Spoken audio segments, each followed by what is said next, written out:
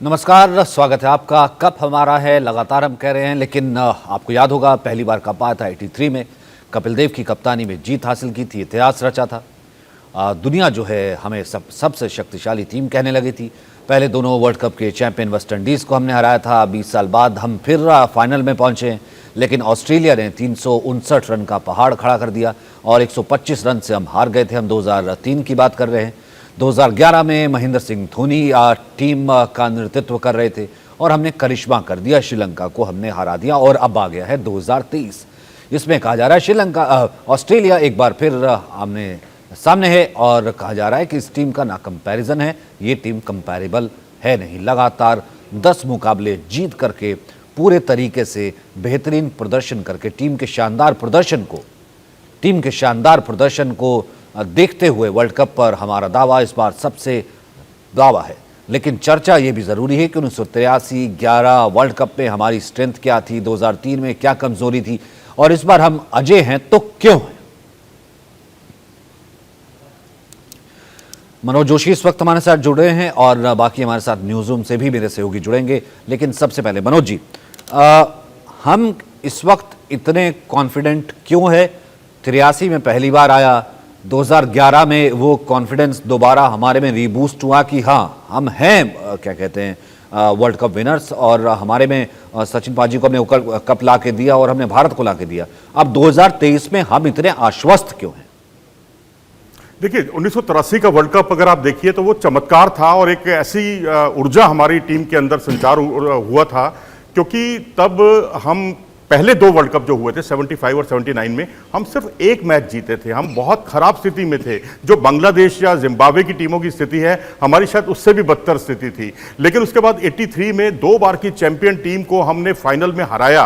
Final में पहुंचना वो एक बहुत बड़ा चमत्कार था। अगर आप 7 अजूबे अगर आप देखेंगे स्पोर्ट्स के, खेल फुटबॉल हो, क्रिकेट हो, किसी भी एरा का देख लें आप, तो वो एक मिरेकल था। उसकी कभी तुलना किसी से हो ही नहीं सकती। लेकिन हाँ, 2003 में हम चूके, 2011 में हमने ट्रॉफी जीती, लेकिन इस बार जो हम चैंपियन वाला जो हमारा अंदाज देखने को मिल रहा है, ऐसा पहले कभी देखने को नहीं मिला। तुलना मैं फिर भी नहीं करूंगा, लेकिन हाँ इतना जरूर कहूंगा कि जो आपका जो अंदाज है बल्लेबाजी का, क्योंकि बल्लेबाजी में सबसे अधिक रन बनाने वाला खिलाड़ी भारतीय, सबसे अधिक विकेट चटकाने वाला जो गेंदबाज है वो भी भारतीय, वो भी तब जबकि उसने 4 मैच कम खेले हैं। और उसके अलावा स्ट्राइक रेट देख लें आप या जो भी पहलू अगर आप देखेंगे तो भारत सबसे आगे दिखाई दे रहा है। लास्ट मैच में 7 विकेट हॉल, मतलब आप किस तरीके से, अब देखिए कितना डराने वाला वो फाइनल में आ रहा है अब आपको सामना करने के लिए। जी बिल्कुल, ये मेरे हाथ में गेंद है क्रिकेट की और आप देख सकते जरा आप वो करके। अभी आप शमी का ही जो है हमारे दर्शकों को जरा इस पर भी बताइए। अभी आप डिजिटली भी तमाम सोशल मीडिया पे भी बता करके आए हैं। हम शमी से ही शुरू करते हैं, अब बीच में बाकी और स्टैट्स भी लेते रहेंगे।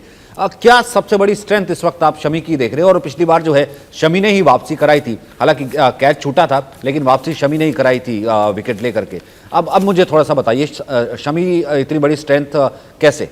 देखिए, वो एक अपराइट सीम जो है एक होती है, जिसे आप कहते हैं कि वो सबसे खतरनाक है उनकी इस समय। सीधी होती है, जिसे कहते हैं सीधी सीम पड़ती है, ना उसमें वॉवल सीम होता है ना उसमें क्रॉस सीम होता है, सिर्फ और सिर्फ सीम होता है। और उसकी जो ग्रिप है वो ये ग्रिप होती है, ये आप देख सकते हैं, ये एक सिंपल सी ग्रिप है और इसी पर वो जो उनकी जो गेंद जो पिच होती है इसी सीम पर पिच होती है और पिच होकर उसमें मूवमेंट, इनवर्ट मूवमेंट भी होती है, गेंद बाहर की तरफ भी जाती है। जैसे न्यूजीलैंड के उन्होंने पहले 2 विकेट चटकाए थे, बिल्कुल जरा सी गेंद बाहर गई थी, 140 के आसपास की रफ्तार की गेंद थी और बल्लेबाज ये नहीं समझ पाए कि इस पर वो गेंद को छोड़ें या खेलें। चौथे स्टंप की गेंद थी और गेंद ने बल्ले का बाहरी किनारा लिया और दोनों उनको विकेट मिल गए। उन्होंने मैक्सिमम विकेट जो है इसी सीम मूवमेंट से लिए हैं और मैक्सवेल जैसे खिलाड़ी जिन्होंने अभी ऑल टाइम ग्रेट पारी खेली है, उनको भी ये कहना पड़ गया मोहम्मद शमी के लिए कि वो तो बिल्कुल कारपेंटर उनको याद आ जाते हैं। जिस तरह से कारपेंटर अपना काम करता है और लकड़ी एक कोने से लेकर दूसरे कोने तक बिल्कुल सीधी जाती है उनकी लकड़ी, बिल्कुल उसी अंदाज में मोहम्मद शमी की जो सीम है बिल्कुल सीधी जाती है। क्योंकि जब जरा सी भी अगर ये उंगली जो है अगर सीम के इस तरफ आ जाए तो ये वॉवल सीम हो जाती है, जैसे आप एंडरसन को गेंदबाजी करते हुए देख सकते हैं, ब्रॉड को देख सकते हैं। लेकिन इस तरह की गेंदों से परहेज करते हैं मोहम्मद शमी और यही उनकी सबसे बड़ी कामयाबी है। और एक बात मैं और शमी के लिए कहना चाहूंगा कि लेफ्ट आर्म जो बल्लेबाज हैं, लेफ्ट हैंडेड जो बल्लेबाज हैं, उनको बहुत परेशानी हो रही है उनको खेलने में, क्योंकि वो राउंड द विकेट आते हैं और राउंड द विकेट आने का उनका पर्पस जो है बाएं हाथ के बल्लेबाज के सामने यही है कि उनको एक अच्छा कोण मिले और उसी में वो छकाते हैं। अच्छी सीम मूवमेंट दाएं और बाएं, और उस पर जो है बल्लेबाज अच्छे बल्लेबाज गच्चा खा जाते हैं। अनिल भी हमारे साथ जुड़ गए। अनिल, घड़ी का इंतजार आप भी कर रहे थे, अभी मैं था न्यूज़ रूम में, आप भी बैठ करके बस इंतज़ार ही कर रहे थे, बस वो बना ही रहे थे, नोट्स ही बना रहे थे कि भैया कौन कितना उस दिन चलने वाला है, क्या स्ट्रेटजी रहने वाली है। ज़रा बताइए ना, दर्शकों को शेयर कीजिए। आप कह रहे थे कि भैया मुकाबला ही नहीं है। बिल्कुल सचिन, देखिए मुझे इंतज़ार नहीं है, आप सबको, पूरे देश को इंतज़ार है कि 12 साल पहले जो कारनामा किया था, 28 साल बाद 2011 में हम विश्व कप जीते थे, लेकिन इस बार जो है वो 12 साल बाद फिर ये मौका आया, हम फाइनल में हैं और अहमदाबाद में 19 तारीख को ये मैच होने वाला है। सबकी धड़कनें तेज़ हैं और लेकिन कॉन्फिडेंस इस वक्त जो है वो हाई है। उसके पीछे वजह ये है सचिन, आपने डे 1 से देखा होगा, पहला मैच और दूसरा मैच, ऐसे 10 मैच ऐसे जीते हैं टीम इंडिया ने, उसके सामने कोई नहीं टिक पाया। हमने बहुत सारी बातें की, मनोज जोशी जी, मैंने बहुत बार बोला कि ये गेंदबाज विराट कोहली को बीट कर सकता है, रोहित शर्मा को कर सकता है, लेकिन किसी की नहीं चली पूरे विश्व कप में टीम इंडिया के सामने। और उसका नतीजा ये है कि हम इस विश्व कप में सबसे आगे हैं। जितनी भी टीमें हैं अपने अपने मैच हारी हैं। ऑस्ट्रेलिया एक मैच हार कर यहाँ पर भारत से मैच हारी थी चेन्नई में, लेकिन टीम इंडिया इकलौती ऐसी टीम है जो बिना जीते, और शानदार प्रदर्शन, बहुत सारे ऐसे मैच हैं जो हमने एक तरफा मैच जीते हैं। तो अहमदाबाद में जो 19 तारीख को मुकाबला है, दर्शक यही मान रहे हैं कि इस बार जीत पक्की है 100%। सचिन, मैदान अलग है, हालांकि इस मैदान से ही जो है आगाज़ हम ये कह सकते हैं पाकिस्तान के साथ हुआ था।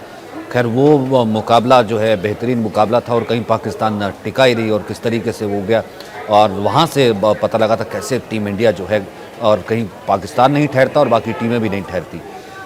उस मैदान को टीम जानती है। उस मैदान के लिहाज से आपको क्या लगता है, क्या स्ट्रेटजी होगी, क्या यहाँ पर टॉस और किस तरीके का, क्योंकि फिर दूसरी इनिंग में बल्लेबाजी थोड़ी सी हमने देखा है कि लंबे शॉट लगाना थोड़ी मुश्किल भी आती है। पहले अनिल आप, फिर मनोज जी, इस पर आप।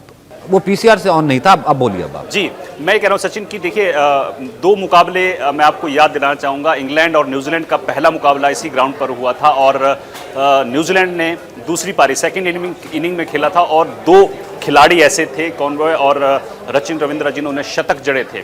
तो उसके बाद भारत और पाकिस्तान का मैच था। भारत ने भी टॉस जीतकर पहले गेंदबाजी का फैसला किया था और मुझे याद है कि सचिन जोशी जी, मैंने भी ये कहा था कि ये गलत फैसला है, लेकिन वो फैसला सही साबित हुआ और हम मैच जीते।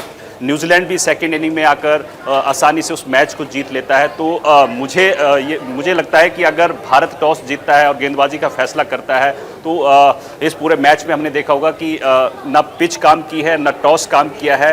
जिस टीम ने सबसे बढ़िया खेल दिखाया है, जिस खिलाड़ी ने सबसे बढ़िया खेल दिखाया है, वो जीत कर सामने आया।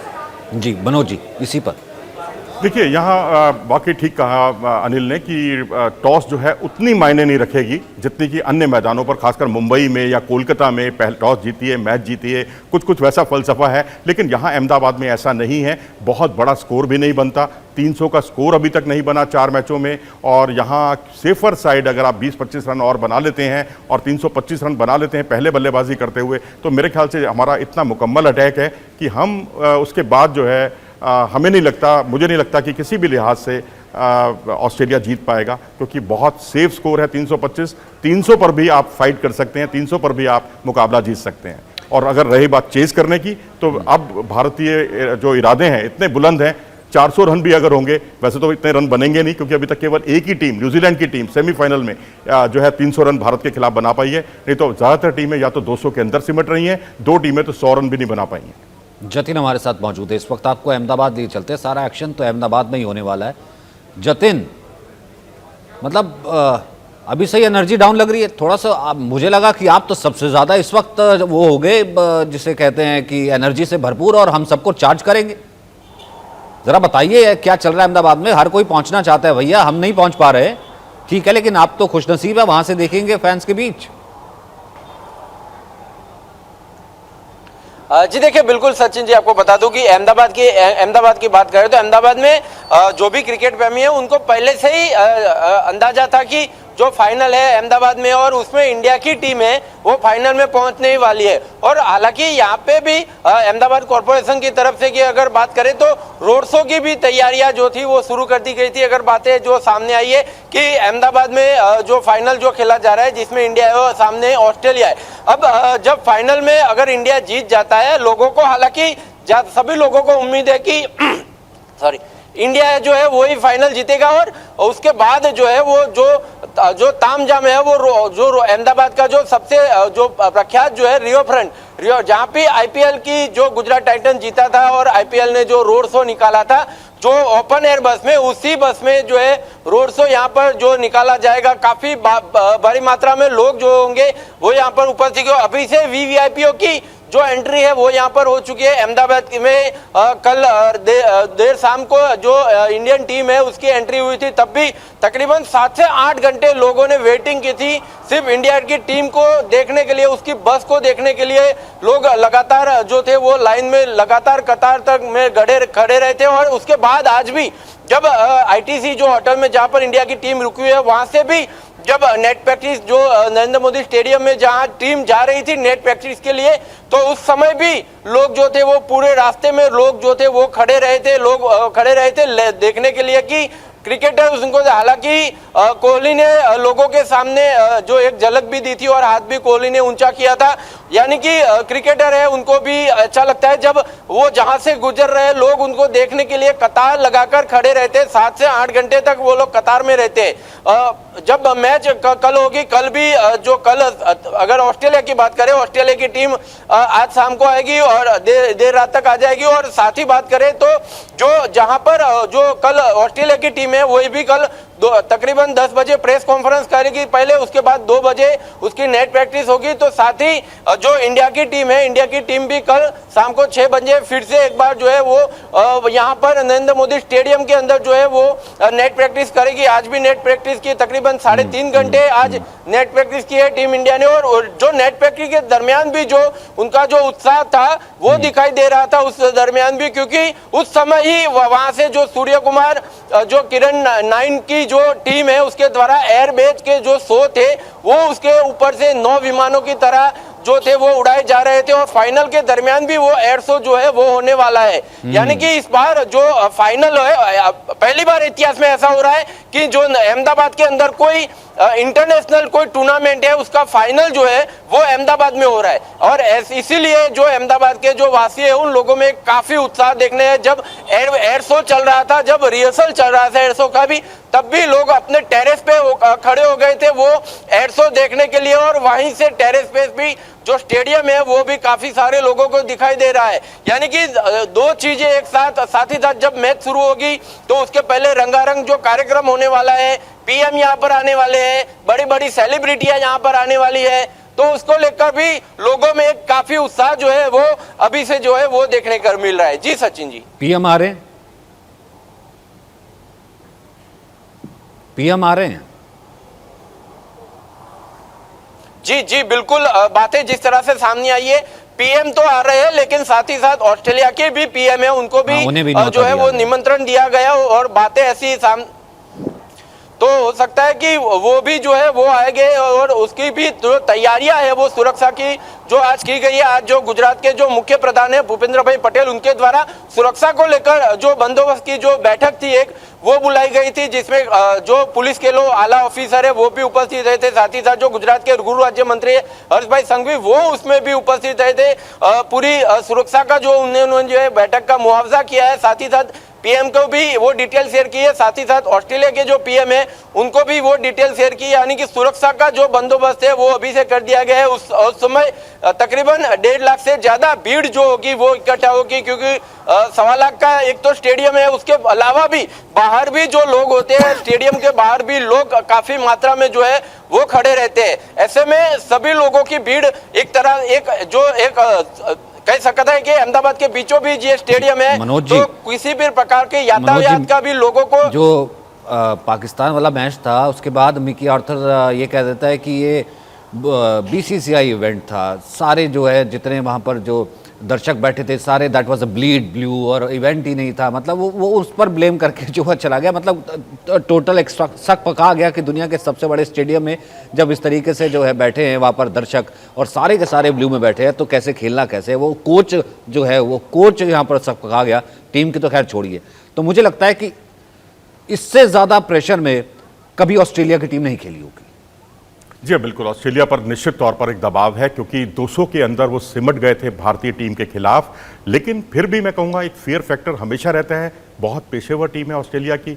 और अगर आप ऑस्ट्रेलिया का देखें तो मिचेल स्टार्क, जिन्होंने विशाखापत्तनम में हुए एक मैच में बहुत परेशान किया था भारतीय टीम को, 5 विकेट चटकाए थे। हैजलवुड ने और स्टार्क ने मिलकर 2 रन में 3 विकेट हमारे निकाल लिए थे इसी वर्ल्ड कप के पहले मैच में भारत के। तो कभी भी हम इस टीम को हल्के से तो नहीं ले सकते कि हम बेशक हालिया परफॉर्मेंस की बात करें, हम चाहे 2018 से लेकर जो पिछला वर्ल्ड कप हुआ था 2019 से लेकर अब तक के मैचों की बात करें, बेशक भारत का पलड़ा भारी रहा, बेशक भारत ने बॉर्डर गवास्कर ट्रॉफी पर कब्जा किया, पिछली बार भी, उससे पिछली बार वहाँ जब 2 बार गए थे वहाँ भी किया, यानी टेस्ट वनडे आप हर फॉर्मेट में उन्हें आप हरा रहे हैं। लेकिन एक सच ये है कि ऑस्ट्रेलिया कभी भी पलटवार करने में माहिर है। 2003 का वर्ल्ड कप बहुत ही भयावह स्मृति है भारत के लिए क्योंकि वहाँ पर जिस तरह से भारतीय टीम का एक तरह से मैं कहूँगा कोलैप्स हो गया, एक वन साइडेड मुकाबला बनकर रह गया था फाइनल मुकाबला। मुझे लगता है वो टीस भारतीय खिलाड़ियों में आज तक बनी हुई है। तभी मनोज जी 2011 के बाद आज 2023 है, मतलब ठीक है लंबा वक्त होता है लेकिन एक टैग लग गया, टीम बहुत अच्छी है, टीम बहुत अच्छा खेलती है, लेकिन आईसीसी इवेंट के फाइनल में ना हार जाती है। आईसीसी इवेंट का फाइनल जो है, आईसीसी टाइटल कोई है नहीं तो वर्ल्ड कप से बड़ा क्या टाइटल होगा सर। मतलब ले लिया टीम ने, दिल पे दिखा दिया। मनोज जी। जी हाँ बिल्कुल, ये बात वाजिब है क्योंकि 2013 में हमने आखिरी बार चैंपियंस ट्रॉफी जीती थी, उसके बाद हमें मौके कई मिले सेमीफाइनल में। आप 2015 में भी पहुंचे, 2019 में भी पहुंचे, आप 15, 19, 23, यानी अगर आप लीग मुकाबले देखेंगे तीनों बार के तो तीनों के लीग मुकाबलों में आप केवल एक मैच हारे हैं। ना 2015 में हम लीग मैचों में एक भी मैच हारे, ना हम 2023 में कोई मैच हारे, 2019 में जो पिछला वर्ल्ड कप था उसमें इंग्लैंड से महज एक मैच हारे हैं। लेकिन उसके बाद नॉकआउट, आपने बिल्कुल ठीक कहा, नॉकआउट में जो एक मानसिक दृढ़ता का ये खेल होता है और अगर आप जितने मेंटली स्ट्रांग होंगे, अपनी नर्व्स पर कंट्रोल करेंगे, क्योंकि आपकी सारी तैयारी कई बार धरी की धरी रह जाती है। मुझे लगता है कि इस बार ऐसा नहीं होगा क्योंकि जिस तरह से, जिस अंदाज में चैंपियन वाली दहाड़ भारतीय खिलाड़ियों की दिखाई दे रही है, इससे पहले कभी देखने को नहीं मिली, ना T20 वर्ल्ड कप के फाइनल में, ना वनडे के कभी वर्ल्ड कप के सेमीफाइनल में। तो मतलब ठीक है नजर ना लगे, लेकिन अनिल की कभी निकाल ही नहीं सकते। मतलब अब ये कहा जाए कि क्या प्लस है क्या माइनस है, लिखा ही नहीं जाता, बनाया नहीं जाता चार्ट कि क्या लिमिटेशंस हैं। ठीक है वो कहने को तो आप करते हैं, आप ऐसा नहीं है कि आप वो बन गए कि जैसे कहते हैं कि आप गॉड हैं, लेकिन है ही नहीं। मतलब इस तरीके से क्रिकेट खेली है हर डिपार्टमेंट ने टीम इंडिया ने। अनिल।